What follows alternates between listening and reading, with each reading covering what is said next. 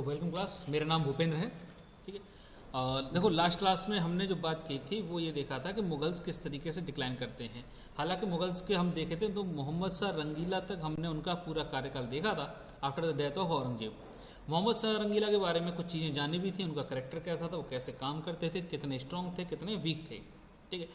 उनकी वीकनेस का एक सिलसिला ये भी है कि उनके रहते हुए हिंदुस्तान पर नादिर शाह अटैक करता है, जिसका इम्पैक्ट ये पड़ता है कि मुगल एम्पायर अपने आप में अपनी जो सुप्रीमेसी है उसको ख़त्म कर देता है, उसे वो बिल्कुल ख़त्म हो जाती है। और रीजनल जो पावर्स हैं वो राइज करती हैं, ऑटोनोमस स्टेट्स राइज करते हैं, रिबेल स्टेट राइज करते हैं।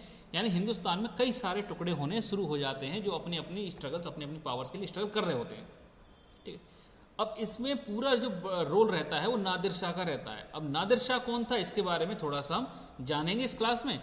क्या उसने किया, इसका इम्पैक्ट क्या पड़ा, और इंडियन स्टेट्स उस समय किस पोजीशंस में पहुंचे, ईस्ट इंडिया कंपनी उस समय क्या कर रही थी, इन सब चीज़ों के बारे में हम जानेंगे।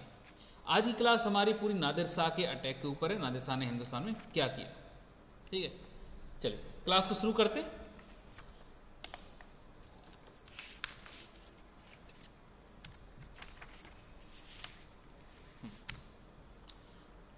नादिर शाह।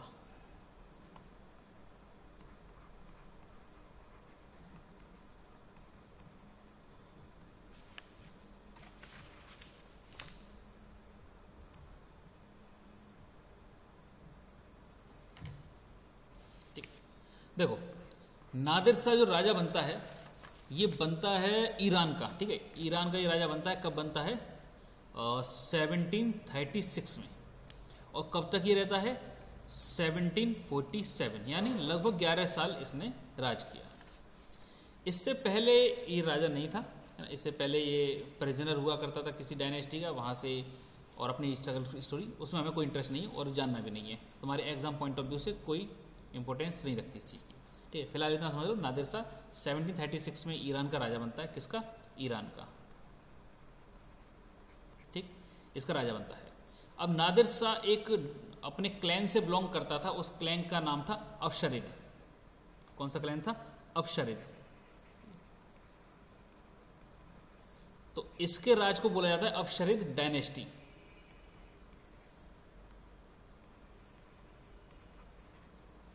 अफशरिद डायनेस्टी, इसको फाउंडर ऑफ अफशरिद डायनेस्टी बोलते हैं। तो फाउंडर लिख लो, फाउंडर ऑफ अफशरिद डायनेस्टी। ठीक है, ईरान में अपना ये रूल शुरू करता है। ईरान में क्या है, स्ट्रगल बहुत था, ये अपना इसको एक्सपेंड करता है ईरान के रूल को। यूजुअली ईरान का रूल उस समय माना जाता था अफगानिस्तान में। तो एक बार जब जो राजा बन जाता है तो पिछले वाले राजा को हटा के जब राजा बनते हो तो आपको पूरी बाउंड्रीज एक बार चेक करनी होती है ना, कि कौन कौन आपके पक्ष में है, कौन विपक्ष में। जो विपक्ष में उसको जाहिर सी तौर पे हटा दिया जाता है या मार दिया जाता है। ठीक है, तो नादिर शाह ने अपना कैंपेन शुरू किया टुवर्ड द ईस्ट, और उस समय ईरान का ईस्ट मतलब समझ लो अफगानिस्तान। ठीक है, क्या है? अफगानिस्तान। अफगानिस्तान में इसको कोई स्ट्रांग रेजिस्टेंस नहीं मिला। ठीक है, चीज़ें नॉर्मल रहीं, बहुत ज़्यादा नहीं। हाँ, थोड़ा बहुत रेजिस्टेंस रहा तो वहाँ पे अपना लड़ाई फड़ाई करके सेटलमेंट कर लिया। अब ध्यान रखना, उस समय मिडिल ईस्ट में एक चीज़ थी। मिडिल ईस्ट का मतलब जहाँ पर ही ईरान है, ईरान, इराक, ये वाला एरिया, यहाँ पर एक चीज़ चलती थी, वो थी ऑटोमन एम्पायर। ऑटोमन एम्पायर बहुत बड़ा एम्पायर था, मतलब बहुत पावरफुल। उसी के बगल में नादिर शाह ने अपना एक एम्पायर डायनेस्टी क्रिएट की, है ना। और दोनों के बीच में दो सिंपल सी बात समझो, जो भी राजा हैं वो हमेशा अपनी पावर्स को इंक्रीज करने के बारे में सोचेंगे। तो ऑटोमन एम्पायर और ये इनका पर्शियन एम्पायर, इन दोनों के बीच में कुछ अच्छे संबंध नहीं थे, दोनों एक दूसरे से लड़ रहे थे। क्योंकि नादिर शाह, या उस समय कह सकते हो जी, अपना जो पर्शियन एम्पायर है ये कमज़ोर था, और ऑटोमन एम्पायर उस समय ह्यूमंगस था, मतलब बहुत बड़ा। ठीक है, तो इनके बीच में कुछ ज़्यादा वो हो नहीं पा रहा था, क्या कहते हैं उसे, स्ट्रगल कुछ अच्छा हो नहीं पा रहा था, क्योंकि कमज़ोर हो तो स्ट्रगल क्या ही करोगे, है ना। तो इसने ये सोचा कि वेस्ट तो नहीं जा सकते, वहाँ ऑटोमन एम्पायर बैठा हुआ है, तो ईस्ट चलते हैं। तो ईस्ट में अफगानिस्तान है, अफगानिस्तान में ज़्यादा रेजिस्टेंस इनको मिला नहीं, तो उन्होंने आसानी से कैप्चर कर लिया। ठीक है, अफगानिस्तान ने जो कैप्चर किया तो इसने एक सिटी बसाई जिसको बोला गया नादिराबाद।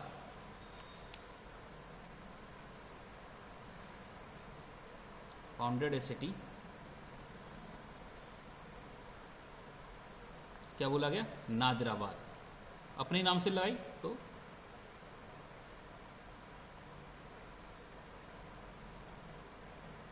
नादिराबाद।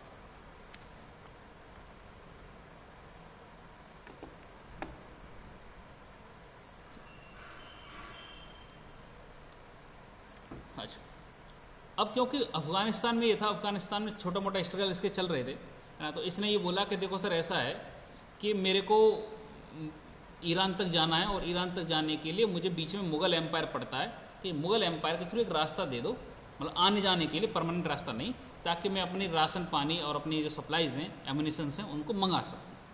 ठीक है, और ध्यान रखना उस समय जो मुग़ल एम्पायर है वो सिर्फ दिल्ली तक सीमित नहीं था, वो उस समय आज का जो कांधार वाला एरिया है, गंधार वाला अफ़गानिस्तान वाला का जो बॉर्डर है, वहाँ तक ये सीमित था। तो जाहिर सी बात है कि नादिर शाह और मुग़ल एम्पायर के बीच में कॉन्टैक्ट बन नहीं थे। अब वो कॉन्टैक्ट या तो फ्रेंडली हो सकते हैं या वो एनिमिटी से भरे हो सकते हैं। तो यहाँ पर हुआ ये कि उस समय मुग़ल डायनेस्टी का एक गवर्नर अपॉइंट कर रखा था, और गवर्नर से उन्होंने रास्ता मांगा तो उन्होंने कुछ रास्ता दिया नहीं, बोले कि हम रास्ता आपको देंगे नहीं, आप अपना बिजनेस अपनी तरफ ही करिए, मरिए जिए, हमें कोई लेना देना है नहीं। ठीक है, जाहिर सी बात है आपकी सॉवरेंटी भी एक चैलेंज होती है, अगर आप किसी को रास्ता देते हो तो वो भी चीज़ें, लेकिन एक तरीके से रिक्वेस्ट की नादिर शाह ने, जो कि डिक्लाइन कर दी गई। नादिर शाह ने बोला कि यार ये बताओ, अफगानिस्तान तो हमने जीत ही लिया, जरा इंडिया की तरफ चलते हैं। इंडिया की तरफ जाने का एक और कारण था, एक तो ये थोड़ी सी एनिमिटी थी, है ना, थोड़ा सा रिलेशन अच्छे नहीं चल रहे थे मुग़ल बॉर्डर में, मुग़ल के गवर्नर से उनके साथ। तो इसने बोला कि एक काम करो, अपनी एक छोटी सी टुकड़ी भेजो, छोटा सा कॉन्वे भेजो, किसके पास? मुग़ल एम्पायर के पास, और उनसे रास्ता मांगते हैं। तो जब नादिर शाह का जो मैसेंजर है जा रहा था, इसको बीच में ही एग्जीक्यूट कर दिया गया, ख़त्म कर दिया गया, ये पहुंच नहीं पाया मुग़ल एम्पायर तक। तो यहाँ पर ये सीन देखने को मिलता है कि मुग़ल एम्पायर के बीच में और नादिर शाह के बीच में, या मुग़ल एम्पायर के बीच में बेसिकली और नादिर शाह के बीच में रिलेशन बिगड़ने शुरू हो गए। स्टार्टिंग में रिलेशन कोई दिक्कत नहीं थी, लेकिन धीरे धीरे बिगड़ने शुरू होते हैं। नादिर शाह मन बनाता है कि अब दिल्ली चलना पड़ेगा। तो एक तो ये रिलेशन बैड रिलेशन बोल सकते हो, तो फिर इसने दिल्ली चलो अभियान शुरू कर दिया। दूसरा, क्योंकि इंडिया जाना जाता था उस समय अपनी वेल्थ के लिए, और इतिहास रहा है कि जिसको भी पैसों की ज़रूरत पड़ी, ठीक है, वो चुपचाप आया इंडिया में, लूटपाट की और चला गया। आया, राजाओं को हराया, लूटपाट की और चला गया। तो जिसको पैसों की ज़रूरत पड़ती थी वो ये मान के चलता था कि इंडिया एक ऐसी बैंक है जहाँ जाओ, ना कोई फॉर्म भरने की ज़रूरत है आपको, ना कोई खाता खुलाने की ज़रूरत है, बस ताले की चाबी खोलो खजाने की, खजाना भरो झोले में और लेके चले आओ। तो एक तो फाइन वेल्थ, इंडियन वेल्थ इसने अट्रैक्ट किया। यूजुअली जब अगर रिलेशन ख़राब भी नहीं होते तब भी उन्हें ये पता है कि इंडिया आना ही आना है, क्यों? वेल्थ के लिए, बिना पैसों के कुछ चलता नहीं है। अब ये इंडिया की तरफ मार्च करना शुरू करता है। कब मार्च करना शुरू करता है? 6 नवंबर 1738 में। ध्यान रखना, 6 नवंबर 1738 में इंडिया की तरफ ही मार्च करना शुरू करता है फ्रॉम द खैबर पख्तून या खैबर पास के थ्रू। ठीक है, थ्रू खैबर पास।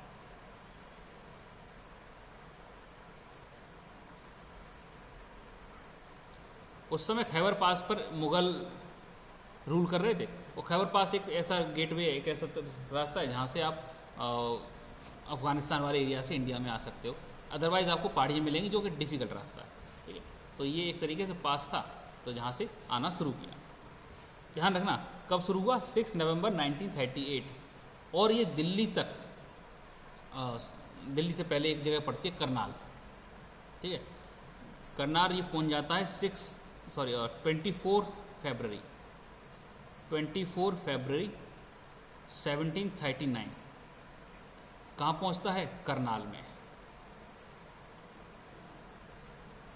ठीक है, करनाल में पहुंच जाता है। अब ध्यान रखना, देखो मुगल एम्पायर उस समय इतना बड़ा था, उसे जानकारी थी कि हमारे वेस्टर्न बॉर्डर पर कुछ गड़बड़ चल रही है और नादिर शाह इंडिया में आ रहा है। ठीक है, अटैक करने दिल्ली तक वो आएगा ही आएगा। आपके पास 3 महीने थे, 3 महीने उसे लगे वहाँ से यहाँ तक आने में। यहाँ पर जो राजा था वो था मोहम्मद शाह रंगीला। मुगल एम्परर कौन था? मोहम्मद शाह रंगीला।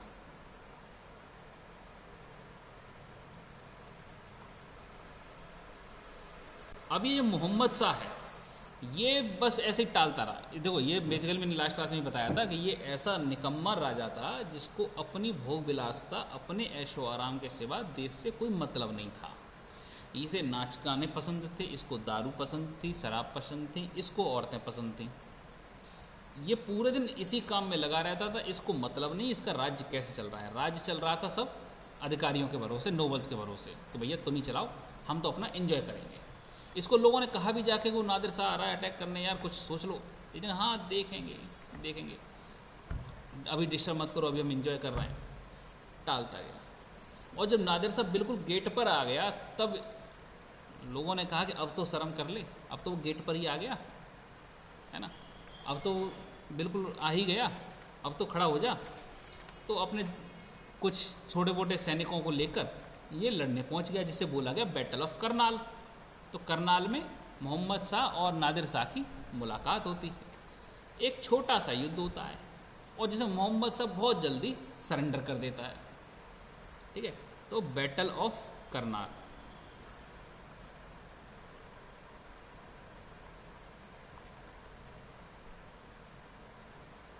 ठीक है, क्या होता है?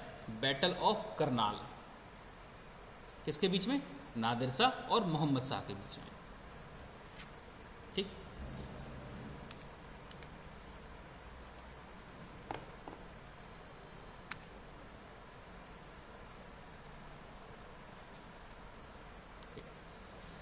जिसमें हार जाते हैं। अब होता यह है कि नादिर शाह मोहम्मद शाह को मारता नहीं है, उसको बंदी बनाकर, मतलब था तो वो बंदा ही, लेकिन वो बांधने वाला बंदी बनाकर अपने साथ दिल्ली लेकर आता है और दिल्ली में अपना एक दरबार लगाता है जिसको बोला था नादिर शाह दरबार। नादिर शाह दरबार।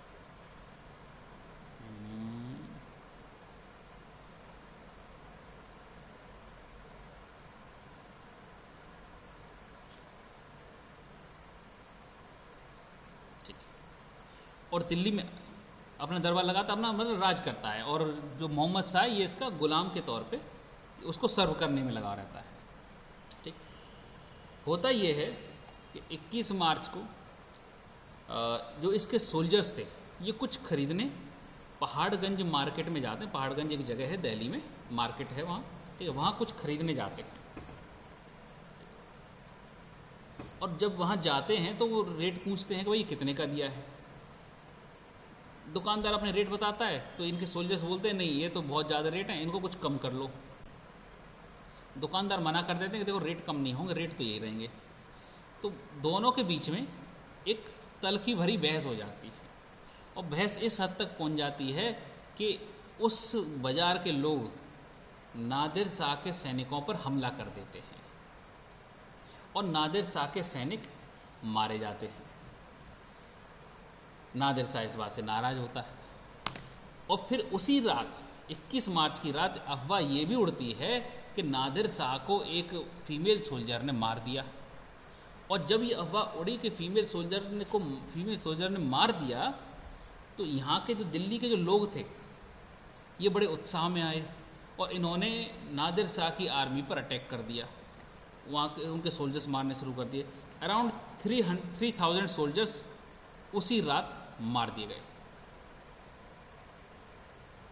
Soldiers were killed.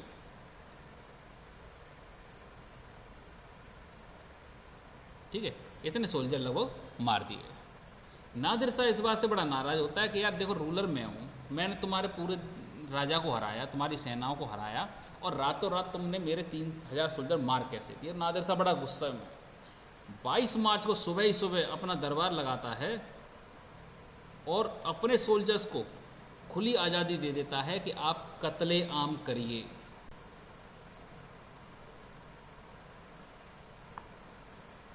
कत्ले आम यानी जो भी सड़कों पर मिले, जो भी घरों में मिले, उसको मारिए और दिल्ली को लूटिए।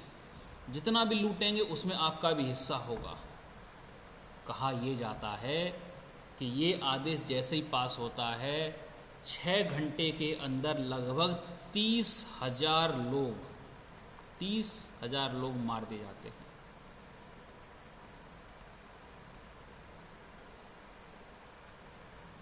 पूरी दिल्ली में सिर्फ लाशें दिखाई देती हैं। 30,000 लोग बहुत मायने रखते हैं, बहुत बड़ी संख्या होती है। और ये आदेश को सिर्फ 6 घंटे हुए थे। मोहम्मद शाह उसके पैरों में गिर जाता है नादिर शाह के में और बोलता है कि महाराज माफ़ कर दो, गलती हो गई, अब आगे से गलती नहीं होगी, ठीक है। नाक रगड़नी शुरू कर देता है। 6 घंटे माफ़ी मांगते मांगते मांगते मांगते तब जाके नादिर शाह बोलता है ओके अटैक रोक दिए जाए। तब तक 30,000 लोग दिल्ली के मार दिए गए। नादिर शाह को अब शांत करने के लिए भाई इन्होंने क्या किया कि जो भी ट्रेजरी थी वो ट्रेजरी पूरी खाली कर दी। क्या क्या दे दिया इन्हें,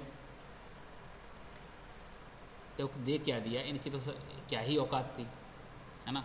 तुम गुलाम हो, तुम्हारी क्या औकात है, तुम क्या दे दोगे। नादिर शाह ने प्लंडरिंग की। नादिर शाह ने प्लंडरिंग का हिसाब किताब तो खैर है ही नहीं, लेकिन जो मेजर चीज़ें उठा ली उनका लेखा जोखा है कि हाँ भाई ये चीज़ें ले गया था वो। पहला, फाइन लगाया इन हरकतों की वजह से, फाइंड विद 20 मिलियन रुपीज़।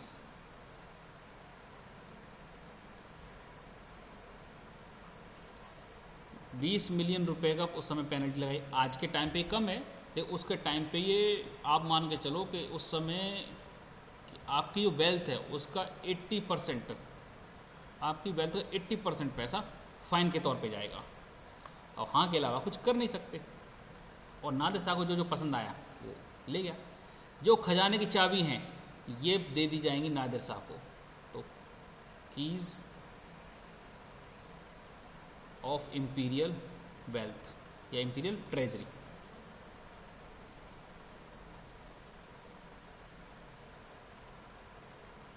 ठीक है। तीसरा, जब खजाने की चाबी दे दी तो कितना भी ले लो, उसका कोई हिसाब किताब नहीं। पीकॉक थ्रोन,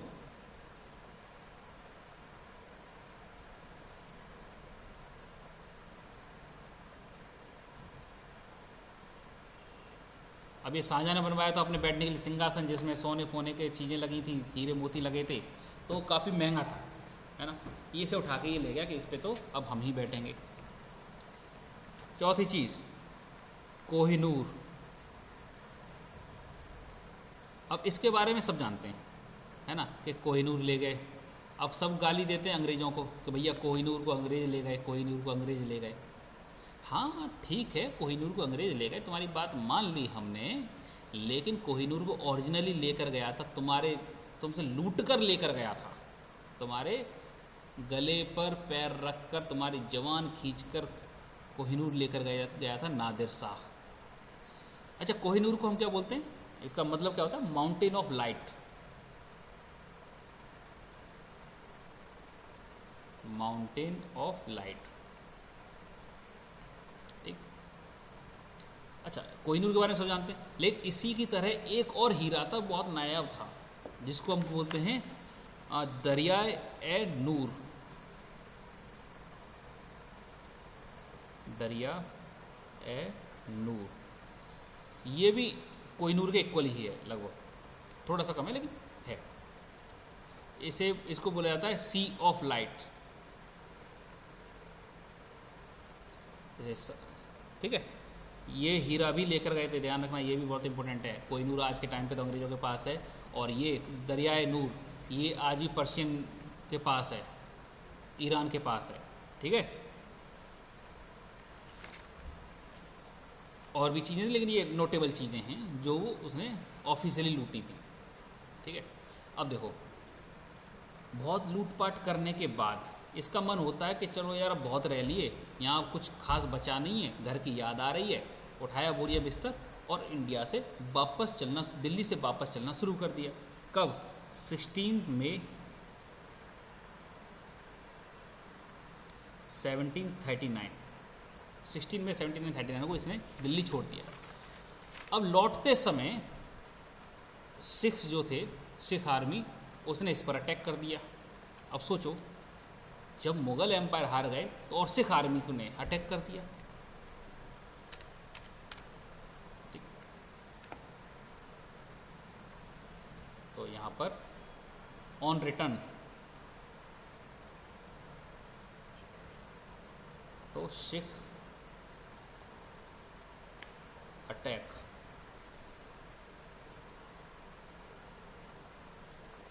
नादिर, इसके कॉन्वॉय पर अटैक किया, इसकी आर्मी पर अटैक किया, बहुतों को मारा। ठीक है। अब सोचोगे तुम इसके सर, जब इसने पूरे हिंदुस्तान के सबसे बड़े राजा को हरा दिया, ये सिख इतने पावरफुल कैसे हो गए कि इन्होंने नादिर साहब पे अटैक कर दिया। तो देखो ऐसा है कि उस समय मुगल एम्पायर सबसे बड़ा एम्पायर था हिंदुस्तान का, लेकिन सबसे ताकतवर एम्पायर नहीं था। समझ गए? जो राजा लड़ ही ना पाए, जिस राज्य की आर्मी लड़ ही ना पाए, वो भले ही कितना बड़ा हो लेकिन वो कमज़ोर माना जाएगा। तो मुगल एम्पायर उस समय बड़ा तो था लेकिन कमज़ोर था। सिख उस समय स्ट्रॉन्ग फेज में थे, इनको बहुत लंबा समय हो गया था मुगल से लड़ते लड़ते, तो इनके पास उस समय करेज, वेल्थ और सब कुछ था, लड़ने की ताकत थी। ठीक। अब आप बोलोगे सब जब ये अंदर आ रहे थे तब क्यों नहीं लड़े ये? तब इसलिए नहीं लड़े क्योंकि ये आ तो दिल्ली के लिए रहे थे, मुगल्स के लिए, और मुगल्स के ये सिख दुश्मन थे उस समय। तो इन्होंने कहा जब नादिर शाह आ ही रहा है इनको पीटने, तो हम क्यों नादिर शाह से लड़ें। लेकिन जब जा रहा था, आप कहोगे जाते समय क्यों लड़े फिर, जब आते समय नहीं लड़े? तो जाते समय इसलिए लड़े क्योंकि पैसा लेकर जा रहा था सर, और कौन सा इनका ये रिश्तेदार था, पैसा लेके जा रहा है, मारो और पैसा छीन लो। तो वही हुआ, बहुत बड़ा हिस्सा छीन लिया गया। ध्यान रखना मैं जो बोल रहा हूँ, बहुत बड़ा हिस्सा जो लूट का लेकर जा रहा था नादिर शाह, वो सिखों ने छीन लिया। ठीक है। जिन गुलामों को लेकर हिंदुस्तान के लोग गुलाम बना के लेकर जा रहा था जिनको, उनको भी सबको आज़ाद करा दिया। अब कहोगे सर नादिर शाह ने अटैक क्यों नहीं किया? नादिर शाह तो इतना स्ट्रांग था, क्यों अटैक नहीं किया? तो देखो उस समय पड़ रही थी यहाँ गर्मी, और सिख उस समय थे पावरफुल। दूसरी एक तो एनवायरनमेंट वाला इशू बताते हैं कि भाई गर्मी पड़ रही थी तो वो इतना नहीं झेल पाया। दूसरा रियल इशू है उस समय सिख की जो स्ट्रेटजी थी अटैक करनी, वो गुरिल्ला स्ट्रेटजी थी, यानी आए अटैक किए फिर छिप गए, आए अटैक किए फिर छिप गए। ठीक है। और नादिर साहब उस समय तक वीक हो गया था, इनके सामने उसकी चल नहीं रही थी सिख के सामने। ठीक है। तो बड़ा अमाउंट लूट का ये अपने पास रख लेते हैं, और नादिर शाह जैसे तैसे इंडिया छोड़ता है।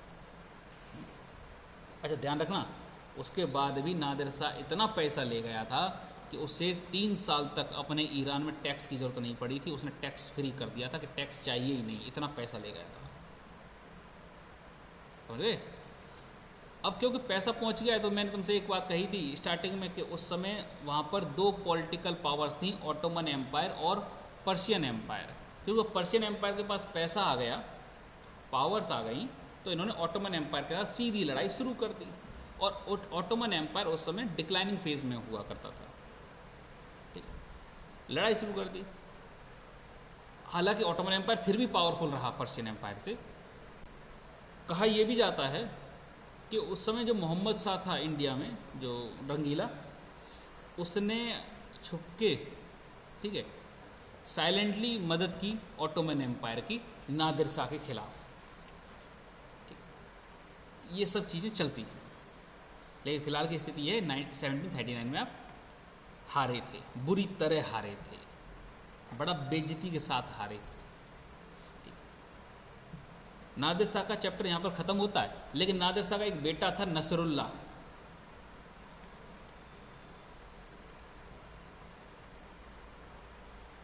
नसरुल्लाह ये मुगल एम्परर, मुगल प्रिंस से शादी कर लेता है, तो इनके रिलेशन फिर आगे चल के स्टेबल हो जाते हैं। ठीक है कुछ, और नादिर शाह अपना पूरा ध्यान ऑटोमन एम्पायर से लड़ाई में लगा रहता है, और ऑटोमन एम्पायर और नादिर शाह एट लास्ट 1747 में ख़त्म हो जाता है, मार दिया जाता है।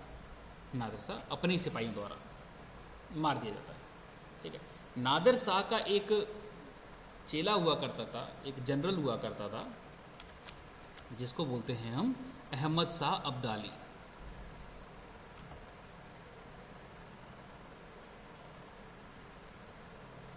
ठीक है, क्या बोलेंगे? अहमद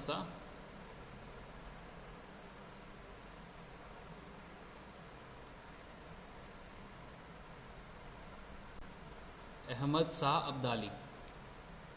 ठीक, कौन था ये? नसरुल्लाह का जनरल अहमद शाह अब्दाली, सॉरी नादिर शाह का। नादिर शाह की डेथ के बाद अहमद शाह अब्दाली पूरी कमांड संभालता है। ठीक, और एक नई डायनेस्टी इस्टेब्लिश करता है, जिसको हम बोलते हैं दुर्रानी डायनेस्टी या दुर्रानी एम्पायर। तो so he is the founder of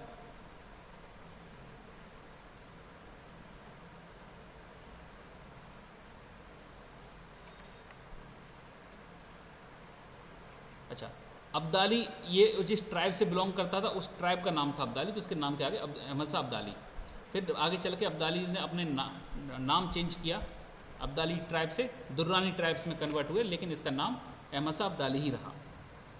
ठीक है, तो इसको फाउंडर ऑफ दुर्रानी एम्पायर बोलते हैं, इसको फाउंडर ऑफ मॉडर्न अफगानिस्तान भी बोलते हैं। ठीक है, founder of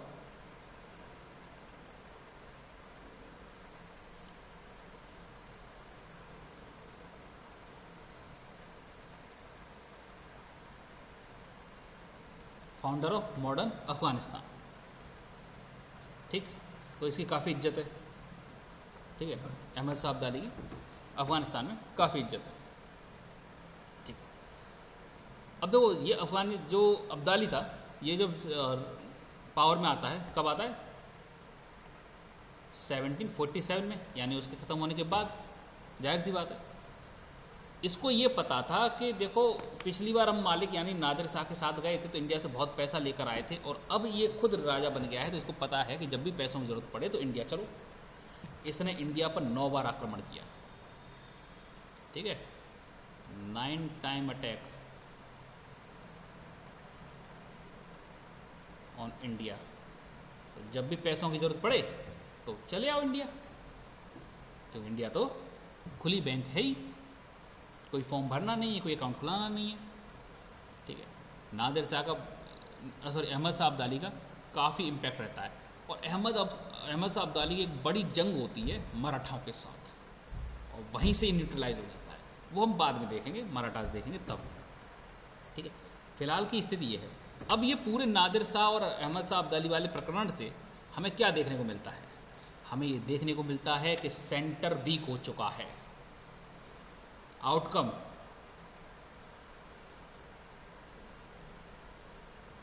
centre is weak. ठीक, यानी Mughal empire is weak. Battle of Karnal ये सिग्नल देता है उस समय के जितने भी छोटे छोटे राजा थे कि मुगल्स आर नॉट माइटिएस्ट, ये उतने पावरफुल नहीं हैं जितने ये पावरफुल किसी समय पर हुआ करते थे। जिसका इम्पैक्ट ये पड़ता है कि जो मुग़ल एम्पायर के बाहर जितने भी राजा थे वो सब अपने अपने एरिया को इंक्रीज करना शुरू करते हैं, मुगल्स पर आक्रमण शुरू होते हैं, मुग़ल एम्पायर पर आक्रमण शुरू होते हैं और एरिया इंक्रीज होना शुरू होता है। साथ ही साथ ये सिग्नल देता है इंटरनल में भी, यहाँ पर जितने भी गवर्नर थे उनको ये ऑप्शन मिलता है कि वो भी अपने अपने जो स्टेट्स हैं, अपने अपने राज्य हैं, उनको ऑटोनोमस बना सकते हैं, उनको कार्व आउट कर सकते हैं। इम्पैक्ट आपको ये रिजल्ट आपको ये देखने को मिलता है कि उस समय देखो जो स्टेट्स थे 3 कैटेगरीज में डिवाइड थे। स्टेट्स वर डिवाइडेड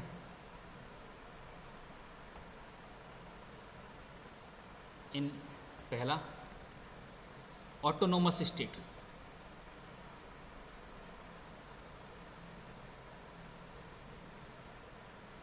यानी पूरी तरीके से मुगल एम्पायर से फ्री, कोई खास लेना देना नहीं, कोई टैक्स नहीं देना, ऑटोनोमस स्टेट यानी इंडिपेंडेंट।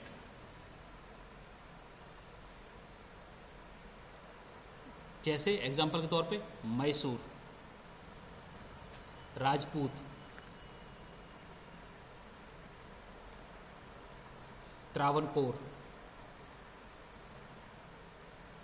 ठीक है, त्रावणकोर। दूसरी कैटेगरी हम स्टेट्स की उस समय डिफाइन कर सकते हैं सक्सेसर स्टेट। सक्सेसर स्टेट यानी जो मुगल एम्पायर से टूटकर बनते हैं बाद में। एग्जाम्पल के तौर पे हैदराबाद को किसने बताया था, बसाया था निजाम उल मुल्क ने, ठीक है। हैदराबाद तुमने वो देखी बाजीराव मस्तानी, तो उसमें वो निजाम के साथ समझौता करने जाता है वो बाजीराव, तो वही थे निजाम उल मुल्क, ठीक है। अवध,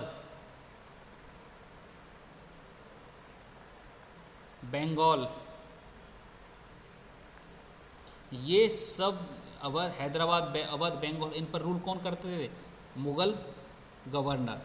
लेकिन धीरे धीरे ये इंडिपेंडेंट हो जाते हैं, तो मुगल से टूटकर बनते हैं, ठीक है। तीसरा रिबेलियस स्टेट,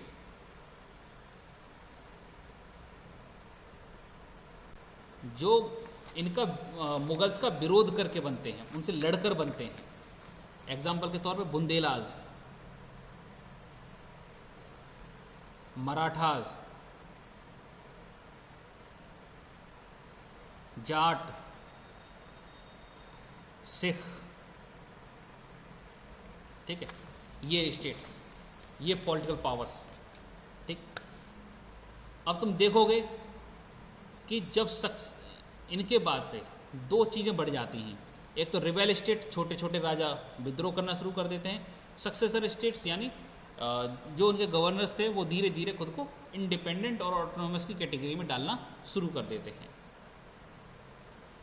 तो ध्यान रखना, नादिर शाह का दो इम्पैक्ट था। एक तो इंडिया के लोगों को, यहाँ के रूलर्स को सिग्नल देना कि हम वीक हो चुके हैं, आप अपने अपनी साइजेस इंक्रीज करिए। यहाँ पे पॉलिटिकल स्ट्रक्चर शुरू हो जाता है इंडिया में। दूसरा, जो यूरोपियन पावर्स हैं, जो इंडिया से बाहर की पावर्स हैं, वो ये देखती हैं कि now centre is gone, centre जा चुका है, वी कैन एक्सपेंड, तो वो भी एक्सपेंड करना शुरू करती हैं। They got the opportunity to rule, और क्योंकि उस समय सब अपने अपने आपस में लड़ रहे थे, तो उन्हें भी अच्छा ऑप्शन मिल जाता है। So that was the reason, that is the impact of fall of Mughal empire. कि यहाँ पर आपको एक सिग्नल ट्रिगर्ड होता है, और ध्यान रखना ये सिग्नल हमारा 1747 में ट्रिगर नहीं होता, ये ट्रिगर होता है हमारा 1739 में, बैटल ऑफ करनार, जो ये बताता है कि Mughals are at the weakest position. इनके बाद जो राजा आते हैं, ठीक है, मोहम्मद शाह के बाद राजा आते हैं अहमद शाह बहादुर, आलमगीरी सेकंड, शाहजहां आलमगीरी, शाह आलम सेकंड, जो भी आते हैं, ये बस नाम के अलावा कुछ नहीं थे, ठीक है, और इनको याद भी रखने की जरूरत नहीं है तुम्हें। मोहम्मद शाह आखिरी रूलर था जिसने लड़ाई की थी, और लड़ाई भी क्या ही बोलोगे, मैं तुम्हें बताया था बैटल ऑफ करनार कोई लड़ाई तो थी नहीं, है ना, वो तो सरेंडर इवेंट था, एक तरीके से गए और जाके सरेंडर कर दिया। ठीक, सो अब नेक्स्ट क्लास में हम क्या देखेंगे, नेक्स्ट क्लास में देखेंगे कि बैटल ऑफ प्लाजी यानी बंगाल किस तरीके से राइज करता है और किस तरीके से यूरोपियन कॉन्क्वेस्ट आगे बढ़ता है, यूरोपियन ईस्ट इंडिया कंपनी कैसे इंडिया पर कब्जा करती है। That's all for the today, मिलते हैं नेक्स्ट क्लास में।